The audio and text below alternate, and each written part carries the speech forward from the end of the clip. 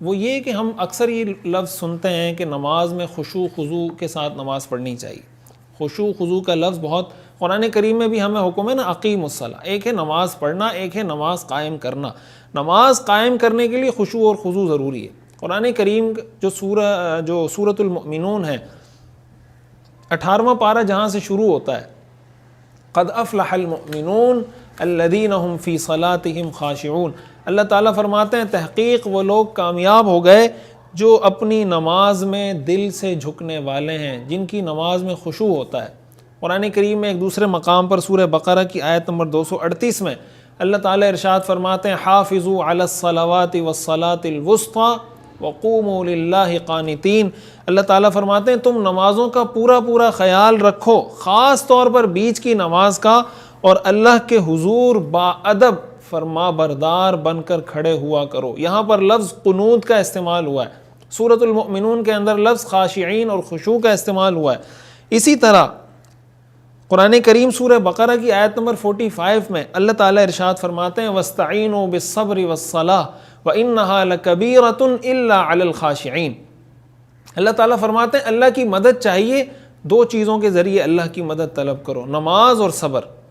نماز پڑھ کے اللہ کی مدد طلب کرو، اللہ کی مدد آئے گی. صبر کر کے اللہ کی مدد طلب کرو، اللہ کی مدد آئے گی. اور آگے اللہ تعالیٰ فرماتے ہیں وَإِنَّهَا لَكَبِيرَةٌ کہ نماز پڑھنا بہت بھاری ہوتا ہے لوگوں پر، إِلَّا عَلَى الْخَاشِعِينَ مگر ان لوگوں پر جو دل سے جھکنے والے ہیں. جو لوگ دل سے اللہ کی طرف متوجہ ہوتے ہیں ان کے لیے نماز پڑھنا بھاری نہیں، ان کو نماز پڑھنے میں مزہ آتا ہے. اگر ان کی نماز چھوٹ جائے تو ان کو تکلیف ہوتی ہے، پریشانی ہوتی ہے، ٹینشن میں آتے ہیں، بے چینی ہوتی ہے. نماز پڑھتے ہوئے ان کو مزہ آ رہا ہوتا ہے.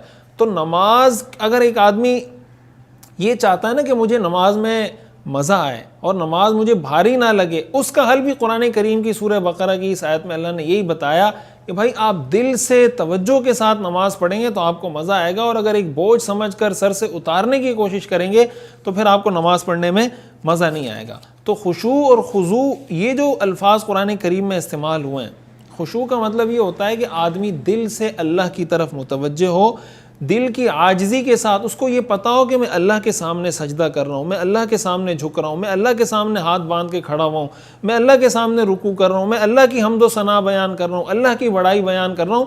اس چیز کی طرف جب اس کی توجہ ہوگی الٹیمیٹلی اس کا اثر اس کے جسم پر ظاہر ہوگا. ظاہر ہے جب آپ کے دل میں کسی کی عظمت ہوتی ہے آپ اس کے سامنے تمیز سے کھڑے ہوتے ہیں. یہ جو تمیز سے آپ کو کھڑا کرنے کے لیے جو طاقت اندر سے جو سورس استعمال ہو رہا ہے وہ کیا ہے کہ آپ کے دل میں اس کی عظمت ہے. جب اس کی عظمت آپ کے دل میں بیٹھ جاتی ہے آپ خود بخود اس کے سامنے ادب سے کھڑے ہوتے ہیں. تو قرآن کریم میں اللہ تعالیٰ نے ہمیں یہی چیز سکھائی کہ اللہ کی عظمت کا احساس دل میں بٹھا کر جب اللہ کے سامنے کھڑے ہوں گے تو ہماری نماز میں سکون آئے گا. خشوع خضوع کے حوالے سے اور قنوت کے حوالے سے ایک بات میں یہ بھی عرض کروں کہ بعض اوقات یہ ہوتا ہے کہ ہم نماز میں اپنی خشوع خضوع کے اظہار کے لیے بعض ایسی حرکتیں کر رہے ہوتے ہیں یا بعض ایسے کام کر رہے ہوتے ہیں جو خلاف سنت ہے.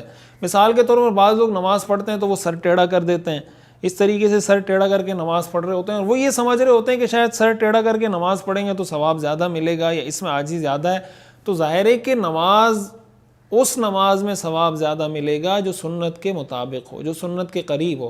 حدیث شریف میں ہمیں کہیں یہ نہیں ملتا کہ آپ نے ٹیڑھا کر کے اس طرح سر کر کے نماز پڑھی ہو یا صحابہ نے پڑھی ہو.